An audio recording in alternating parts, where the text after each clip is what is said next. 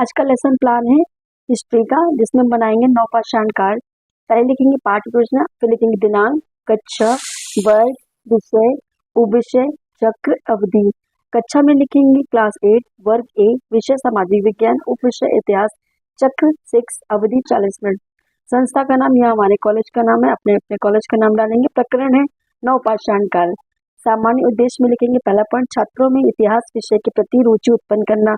दूसरा पॉइंट, छात्रों में सामाजिक गुणों का विकास करना। तीसरा, छात्रों में ऐतिहासिक घटनाओं की जानकारी प्रदान करना। चौथा पॉइंट, छात्रों में मानसिक गुणों का विकास करना। पांचवा पॉइंट, छात्रों में अतीत की घटनाओं के प्रति रुचि उत्पन्न करना। इसके आगे लिखेंगे विशिष्ट उद्देश्य। पहला है ज्ञानात्मक उद्देश्य। फर्स्ट पॉइंट है छात्रों को नवपाषाण काल के बारे में संपूर्ण ज्ञान प्रदान करना। दूसरा है छात्र पाषाण काल में हुए परिवर्तनों में विश्लेषण कर सकेंगे। सेकंड पॉइंट लिखेंगे भावात्मक उद्देश्य। पहला पॉइंट है छात्र समझ जानकारियों का बोध कर सकेंगे। सेकंड पॉइंट, छात्र नवपाषाण काल की समझ जानकारियों में रुचि ले सकेंगे। आगे लिखेंगे अन्य प्रयोगात्मक उद्देश्य। उसमें पहला पॉइंट लिखेंगे छात्र नवपाषाण काल के बारे में समझकर इसका महत्व समझ सकेंगे। सेकंड, छात्र नवपाषाण काल को समझकर उसे याद करने का प्रयास कर सकेंगे। आगे लिखेंगे शिक्षण सहायक सामग्री, चौक, डस्टर व अन्य कक्षा उपयोगी सामग्री। पूर्व ज्ञान में लिखेंगे छात्र प्रकरण से संबंधित सामान्य जानकारी रखते हैं। आगे लिखेंगे प्रस्तावना प्रश्न। उसमें 3 कॉलम बनाएंगे। पहला है क्रम संख्या, छात्र अध्यापक अनुक्रिया, छात्र अनुक्रिया। पहला पॉइंट लिखेंगे आदि मानव कहाँ रहते थे, तो उसमें लिखेंगे छात्र अनुक्रिया में जंगलों में। सेकंड पॉइंट, जंगलों में शिकार के लिए किसका प्रयोग करते थे, तो पत्थर तथा पत्थरों से बने औजारों का। थर्ड, पत्थरों से बने औजारों का प्रयोग सर्वाधिक किस युग में किया जाता था, तो नवपाषाण काल युग में। क्वेश्चन लिखेंगे पाषाण काल के तीन सोपान या अवस्थाओं के नाम बताइए, तो पुरा पाषाण काल, मध्य पाषाण काल, नवपाषाण काल। 5 पॉइंट लिखेंगे नवपाषाण काल में क्या क्या परिवर्तन हुआ, समस्यात्मक प्रश्न। आगे लिखेंगे उद्देश्य कथन। बच्चों, आज हम सब इतिहास के नवपाषाण काल के बारे में विस्तृत अध्ययन करेंगे। आगे लिखेंगे प्रस्तुतिकरण। उसमें 5 कॉलम बनाएंगे। शिक्षण बिंदु, छात्र अध्यापक अनुक्रिया, छात्र अनुक्रिया, शिक्षण विधि, श्याम पट्टिकारे। तो पहला पॉइंट लिखेंगे शिक्षण बिंदु में पाषाण काल का अर्थ। विकासात्मक प्रश्न। पहला प्रश्न, पाषाण शब्द का क्या अर्थ है, और दूसरा प्रश्न, पाषाण काल को कितने भागों में बांटा गया है। तो छात्र अनुक्रिया में लिखेंगे पत्थर समस्यात्मक प्रश्न।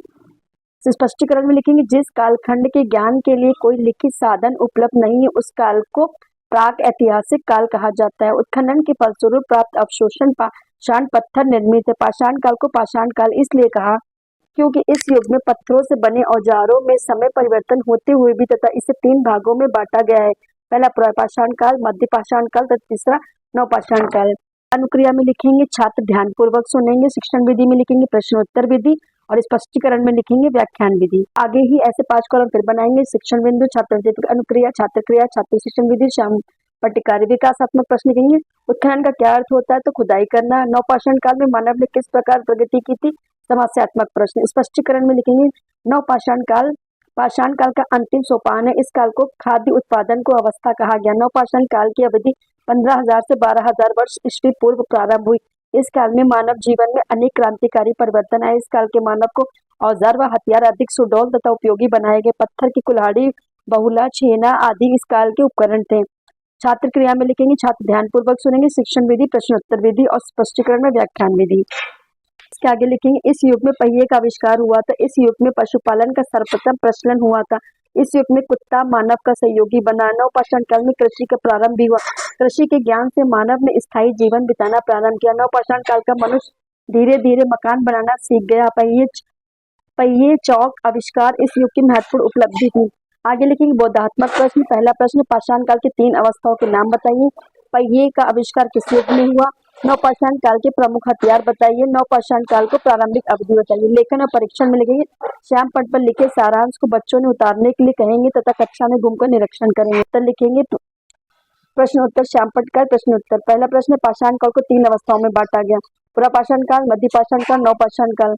प्रश्नोत्तर 3 का उत्तर लिखेंगे पहिए का आविष्कार नवपाषाण काल में हुआ। तीसरे का लिखेंगे नवपाषाण काल के प्रमुख हथियार कुल्हाड़ी, छेना आदि थे। चौथा लिखेंगे नवपाषाण काल की प्रारंभिक अवधि 12,000 वर्ष ईस्वी पूर्व थी। पुनरावृत्ति प्रश्न में लिखेंगे नवपाषाण काल में कृषि के ज्ञान से मानव जीवन में कौन से परिवर्तन हुए। दूसरा, नवपाषाण काल में पत्थरों के हथियार कैसे बनने लगे थे। तीसरा, नवपाषाण काल को परिवर्तन की क्रांतिकारी की अवस्था क्यों कहा गया। चौथा, इस युग के प्रमुख जानवर का क्या नाम बताइए। ग्रह कार्य में लिखेंगे श्याम पट पर लिखाए गए प्रश्न उत्तर को याद करके आना है। Thank you friends, please subscribe my channel and like and please watching the full videos. Please अगर किसी को वीडियोज या लेसन प्लान या कोई भी अलग लेसन प्लान चाहिए तो प्लीज कमेंट सेक्शन में कमेंट करें। Okay, thank you.